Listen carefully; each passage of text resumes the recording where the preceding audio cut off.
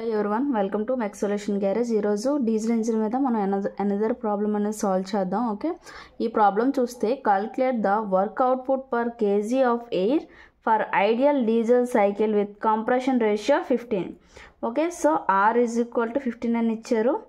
And cut off ratio rho is equal to 2 అని ఇచ్చారు. The inlet conditions are 1 bar and 27 degrees. ఇది rho is equal to 2 అన్నారు కాబట్టి P1 is equal to 1 bar, T1 is equal to 27 degrees కాబట్టి 27 plus 273 is equal to 300 Kelvin. Okay, also calculate the air standard efficiency and mean effective pressure. Okay, మనకి efficiency and mean effective ప్రెజర్ని find out చేయమన్నారు. So gamma is equal to 1.4, CP is equal to 1.05 kilojoule per kg Kelvin అని ఇచ్చారు. And stroke volume of 0.432 metre cube. Okay, మనల్ని ముందు air standard efficiency find out చేద్దాం. Efficiency of diesel engine is equal to 1 - 1 by are power gamma -1 into రో power gamma -1 by gamma into రో -1. Okay, ఈ వాల్యూలో substitute చేస్తే 1 - 1 by మనకి 15 కదా ఇచ్చారు కంప్రెషన్ రేషియో, 15 పవర్ 1.4 -1 ఇంటూ మనకి రో ఎంత ఇచ్చారు 2 కదా cut off ratio, so 1.4 -1 okay by 1.4 into 2 - 1. ఈ వాల్యూని మనం క్యాషియోలో కాల్కులేట్ చేస్తే మనకి 0.604 అనేది వస్తుంది. Okay, efficiency of diesel engine is equal to 60.4 in terms of percentage అనమాట. పర్సంటేజ్లో చెప్పాలంటే 60.4. ఓకే, మనం ఇప్పుడు నెక్స్ట్ ఏం ఫైండ్ అవుట్ చేయమన్నారు, మీన్ ఎఫెక్టివ్ ప్రెజర్ని ఫైండ్ అవుట్ చేయమన్నారు కాబట్టి మనం 1 to 2 ప్రాసెస్ని తీసుకుందాం. ఓకే, ఎడియాబాటిక్ ప్రాసెస్ని తీసుకుందాం. Consider adiabatic compression 1 to 2.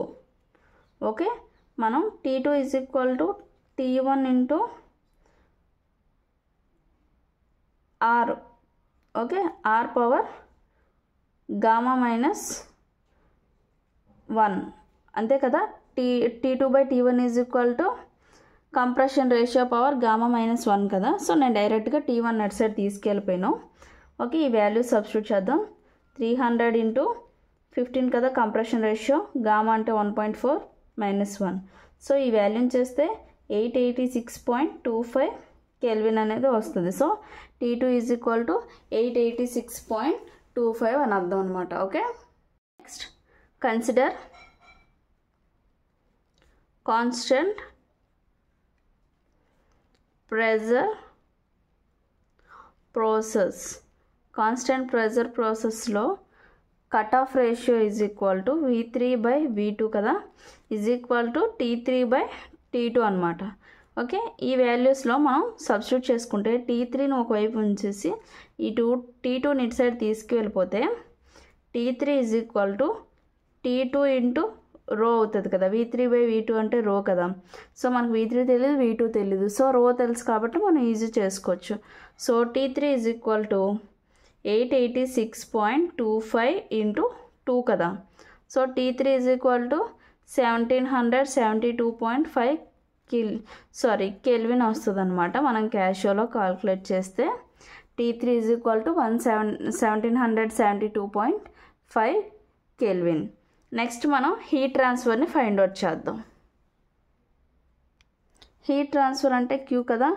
Q is equal to MCP T3 - T2. Okay, మనం సేమ్ 2 to 3 ప్రాసెస్నే కన్సిడర్ చేస్తున్నాం. సో MCP T3 - T2 కదా. మాస్ 1 kg కాన్స్టెంట్ కాబట్టి CP 1.05 కదా ఇచ్చారు. అండ్ T3 ఇప్పుడే ఫైండ్ అవుట్ చేసాం. -T2 886.25 కదా.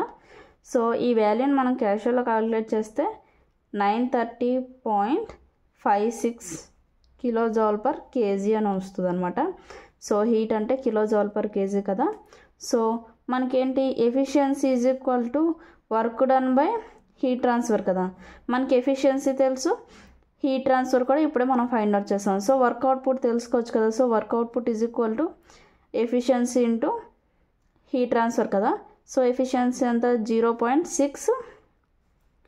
So work output is equal to efficiency into heat transfer 0.604 into 930.56 కదా. సో ఈ రెండిట్లో మనం చేస్తే W is equal to 562.06 kilo joule per cycle. Okay, ఇప్పుడు మన ఈ work output, heat transfer, work output అనేది ఎందుకు ఫైండ్ అవుట్ చేస్తామంటే మనకి ఫైండ్ అవుట్ చేయమంది ఏంటి, మీన్ ఎఫెక్టివ్ ప్రెషర్ కదా. సో మీన్ ఎఫెక్టివ్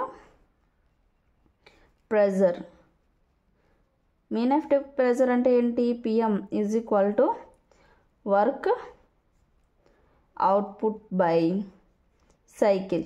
మనం ఇప్పుడు ఈ వర్క్ను ఫైండ్ అవుట్ చేయడం కోసం హీట్ ట్రాన్స్ఫర్ అవన్నీ మనం ఫైండ్ అవుట్ చేసాం బై స్వెప్ట్ వాల్యూమ్.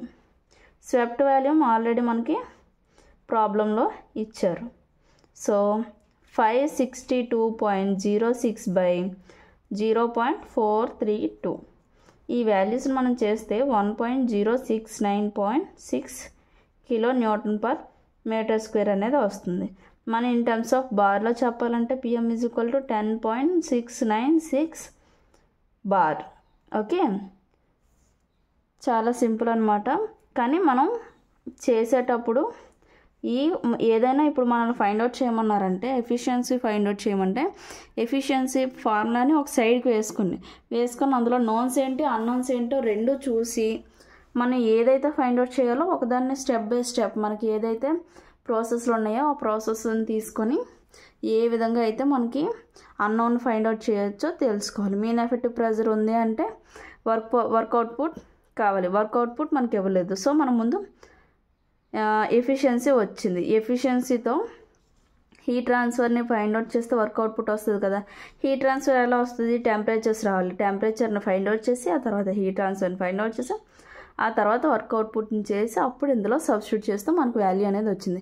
ఇలా థింకింగ్ అనేది ఉన్నప్పుడు మనకి ప్రాబ్లమ్స్ అనేవి చాలా ఈజీగా సాల్వ్ చేయొచ్చు. ఓకే, మీకు ఈ వీడియో నచ్చినట్టయితే లైక్ చేయండి, షేర్ చేయండి, సబ్స్క్రైబ్ చేయండి.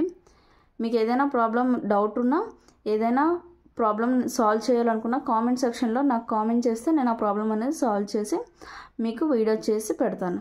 Okay, thank you so much.